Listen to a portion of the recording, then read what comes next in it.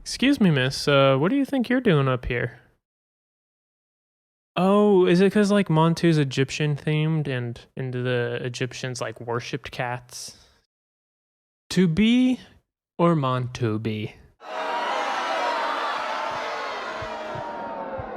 Sorry.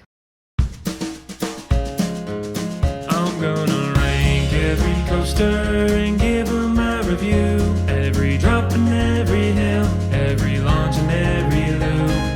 Rate it 1 to 10 and then we'll do it all again. Gonna rank and review every coaster.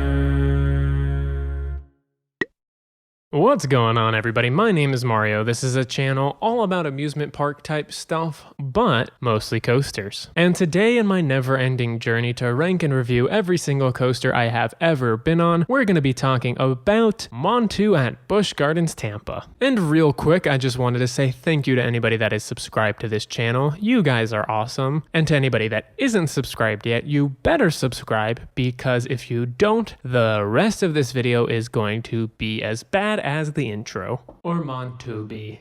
But without any further ado, let's review. And to start things off, let's talk about the stats. Montu has a height of 150 feet, a top speed of 60 miles per hour, 7 inversions, a track length of 3,983 feet, and a ride duration of 1 minute and 2 seconds from the end of the lift to the start of the final brake run. And if you know me, you know that I love a long ride. However, Montu is a great coaster that offers much more than just a long ride experience. To talk a little bit more about why that is, let's start with the off-ride experience. Montu is located towards the front of Busch Gardens, Tampa. It's one of the first coasters you see entering the park, either going towards preferred parking, taking the tram towards the front of the park, or walking towards the park entrance. And the ride looks very, very nice. It has some decent theming with a few different facades, my favorite being the archway over the entrance to its main area. It has Egyptian style artwork in the trenches and cool designs in the station as well as on the train. Now, Montu was repainted recently, and I'm personally not the biggest fan of the newer colors. I think they are too vibrant. I honestly liked the worn down tan look of the supports.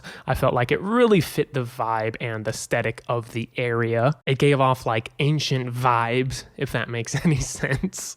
It doesn't. But ultimately, the paint was definitely chipping on this older attraction, so it is really nice to see it refreshed. Now let's talk about the operations of this coaster. This coaster does require paid lockers if you have anything that does not fit in your pockets. Now, waiting for this ride can be a bit of a pain. With my many visits to Busch Gardens, Tampa, in my experiences, this ride frequently runs on just one train, and this coaster also doesn't tend to have the fastest operations. Now, once you get to the station, Montu does typically let you choose your row, and as far as seat selection is concerned, I think the front is best for visuals, which is a really big part of the ride to me, but the back is best for forces. I personally prefer the front row because I love to see the way you travel through the trenches with all those near misses. There's a better sense of speed, and in my opinion, it's just a better overall ride experience. Speaking of which, let's go ahead and talk about the on-ride experience for this coaster. Now, Montu is all about positive G-forces pushing you down into your seat. However, the coaster is not entirely one note because there are some really good whippy transitions on this ride,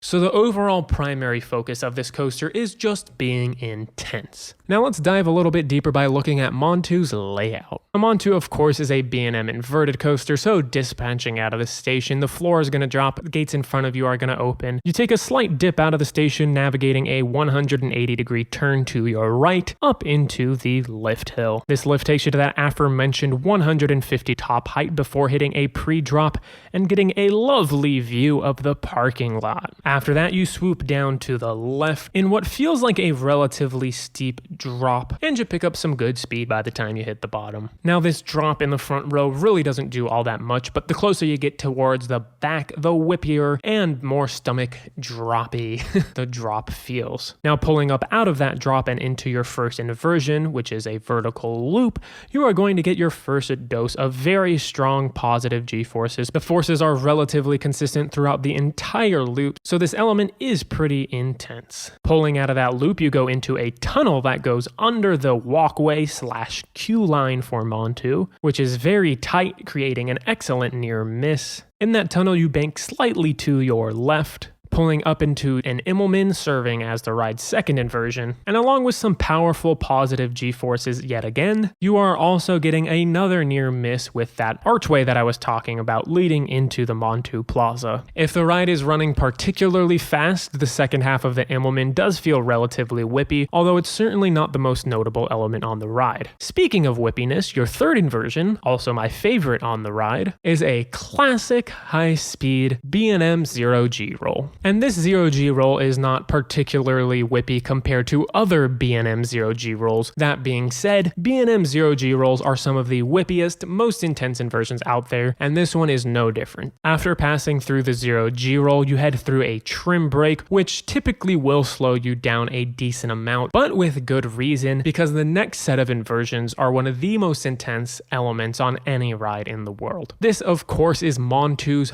Batwing. The first part of the element is a half corkscrew leading into half of a loop, which dives you into a trench, and at the bottom of this element you have absolutely bone-crushing positive G-forces. And while this is super intense, it isn't my favorite moment on the ride because it is a really abrupt moment of positive G-forces, unlike something like the first vertical loop where it is consistent positive G-forces. The second half of the element is the inverse of the first half, so you have a half loop going into half of a corkscrew, and you exit the element in the opposite direction of which you entered it. And that does it for your first half of Montu as you enter into the mid-course brake run, and Montu has an absolutely fantastic, phenomenal, intense, well-paced first half that is a first half of a coaster that not many other rides can compare to. The second half, however, leaves a little bit to be desired, and the quality of the second half is also dependent on how much those brakes slow you down. Leaving the mid-course, you go down another swooping drop that provides no forces whatsoever in the front, but a little bit of whippiness and floater airtime if you are sitting in the back, especially if you go through the brakes quickly. Diving down into a trench, you hit another vertical loop, this one significantly less forceful than the first, even providing a little bit of floater hang time if you are going slow enough. You then hit an upwards helix, followed by a small dip that provides very little forces, maybe floater airtime in the back if you are going fast enough, leading into a turn that passes by the first part of Montu's queue line, which again doesn't really provide all that many forces, but does provide a really cool visual not only on ride but off ride as well, before dipping into yet another trench to hit your last corkscrew and last 180-degree turn before hitting the final brake run. That last corkscrew is quite whippy and significantly better when the ride is running fast. But yeah, that's Montu. As you can tell from the amount of times I mentioned positive G-forces, this is a very intense ride. When it's not pushing you into your seat, it's twisting you around in it. But I do, however, think this ride just lacks a little bit of diversity, and it doesn't carry its intensity throughout the entire ride. But one of the good things is that for its age, Montu does run very